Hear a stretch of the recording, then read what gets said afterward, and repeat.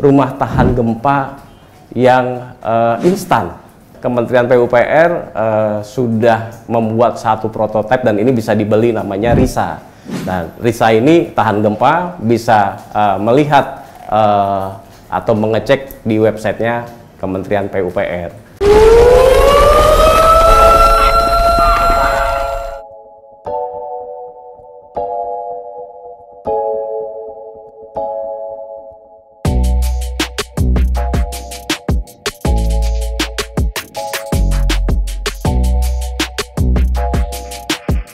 Sobat Iwah, jumpa lagi dengan saya Arsitek Satrio Suryo Herlambang.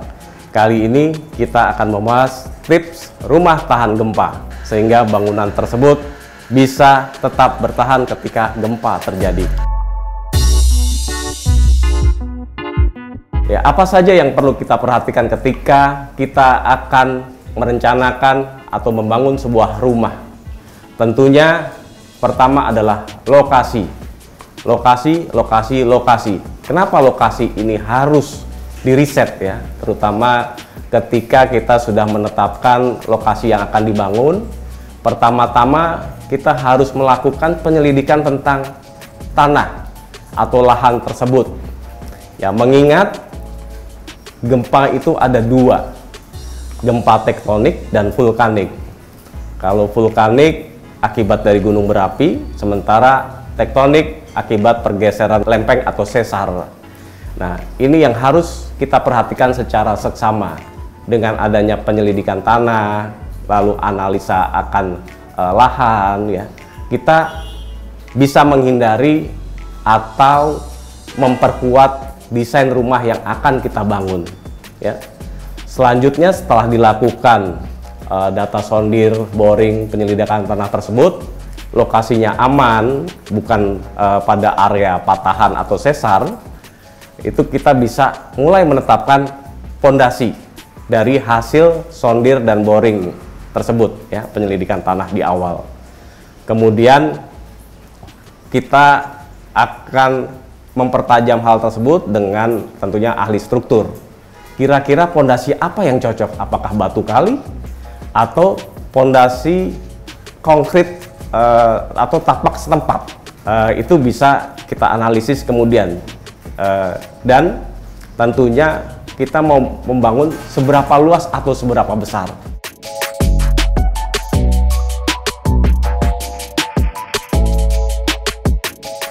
Kemudian perhitungan fondasi ini tentunya juga harus dihitung secara cermat ya, jaraknya, kedalamannya ya. Itu tentunya harus dihitung. Kalau kedalaman start dari 50 cm kedalamannya untuk rumah sederhana gitu. Kita bisa mungkin tipe 36 cukup 50 cm. Tapi ketika kita bicara lebih kompleks lagi, bangunannya lebih besar, tentunya kedalamannya akan lebih dalam lagi. Ya, nanti tentunya rekan-rekan dari ahli structure geoteknik yang akan membantu, atau teman-teman civil engineer gitu. Nah, selanjutnya adalah struktur atas, upper structure. Nah, ini yang akan dihitung juga gitu ya, akan dihitung juga kolomnya, baloknya, besarannya berapa, tulangannya bagaimana, apakah menggunakan beton atau kayu materialnya. Ini kembali lagi nanti akan dihitung atau diperhitungkan oleh teman-teman civil engineer gitu ya. Kemudian setelah itu komponen lainnya ini adalah dinding, ring balok ya, untuk mengikat antar kolom tersebut dan dindingnya, lalu rangka atap, plafon, dan penutup atapnya. Itu adalah komponen-komponen dalam arsitektural atau rumah tinggal ketika kita akan merencanakan. Nah, komponen-komponen lain yang harus kita perhatikan juga ketika pemilihan material ya, pemilihan material dan ketika memasang material tersebut ya. Banyak kejadian di beberapa tempat ya, waktu gempa Jogja ya, itu salah satu gempa yang terkuat karena durasinya lama. banyak bangunan yang menggunakan material baja ringan itu tidak bertahan atapnya dengan baik ya, atapnya kolaps jatuh. Jadi harus tepat guna bahan apa yang akan digunakan.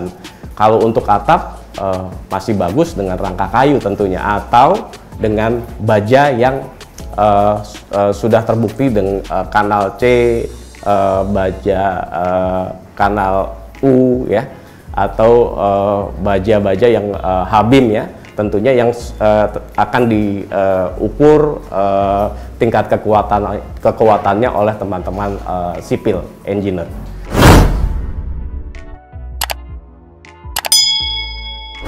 Sobat Iwa, kita lanjut lagi membahas tentang rumah tahan gempa. Ya, bahasan selanjutnya tentunya mempertajam apa yang sudah kita bahas sebelumnya.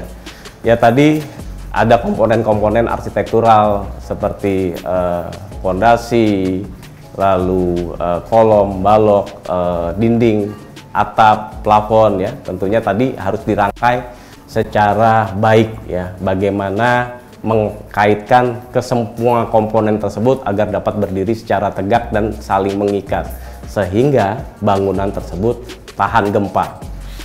Ya, kalau komponen-komponen tersebut tidak tersusun secara baik dan rapi, artinya tidak saling mengikat, itu akan menyebabkan bangunan tersebut kolaps atau akan runtuh ya.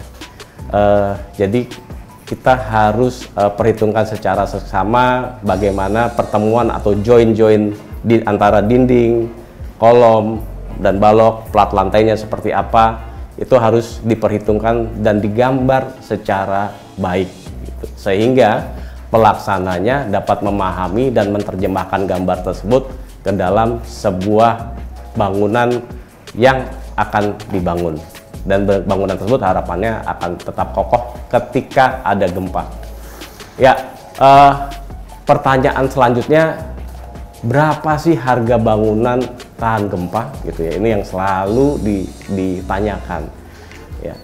Bangunan tahan gempa per meter persegi, kalau kita bicara item ya, item hanya tidak termasuk interior, itu start dari 4 juta per meter persegi. Kita belum bicara finishing ya.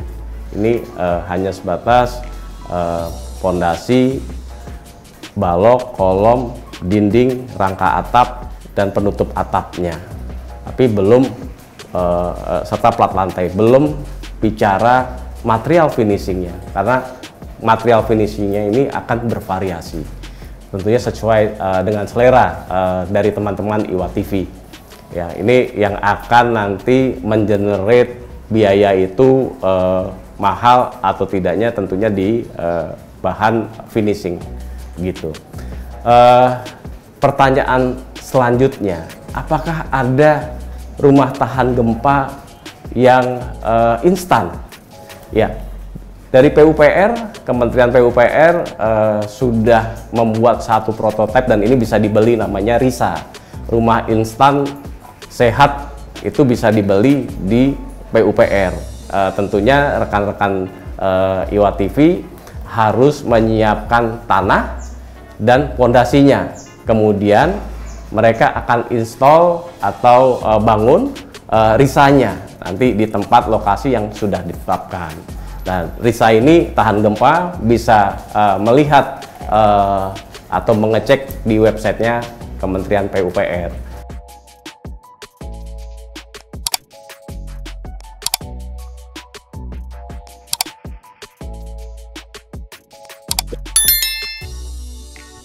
Kembali lagi Sobat Iwa, kita akan membahas selanjutnya, yaitu pertanyaan selanjutnya dari rekan-rekan pemirsa Iwa. Banyak bertanya, kira-kira bagaimana cara memilih developer yang handal bangunannya dan tahan gempa?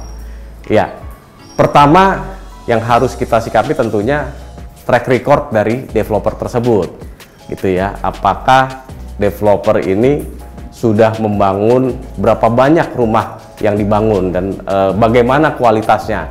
Kita bisa browsing atau kita bisa langsung melihat ke lokasi-lokasi yang developer tersebut pernah bangun. Dengan demikian, Sobat Iwa bisa melihat secara lebih detail bagaimana kualitas bangunan tersebut, ya, apakah baik atau tidak nanti tentunya ketika melihat langsung survei bangunan yang telah dibangun pengembang atau developer tersebut. Lalu kedua, ya, yang harus diperhatikan juga, tentunya tadi setelah melihat track record dari developer tersebut, kita juga harus melihat bahan material apa saja sih yang digunakan untuk membangun dari developer tersebut, ya. Itu harus kita lihat apakah sudah tepat guna atau belum, atau perlu perkuatan seperti keinginan atau selera kita, gitu ya. Lalu yang ketiga, yang terakhir adalah budget, tentunya yang harus disesuaikan dengan kantong kita masing-masing. Nah, di sini tentunya Sobat Iwa bisa melihat budgetnya seperti apa, bangunan yang dicari bagaimana, lokasinya di mana, ya. Lalu kita bisa menetapkan siapa developernya yang ada di area tersebut dan kita pilih. Sobat Iwa, terima kasih banyak telah menyaksikan program ini. Sampai ketemu di program-program menarik selanjutnya dengan saya, Satrio Suryo Herlambang, arsitek.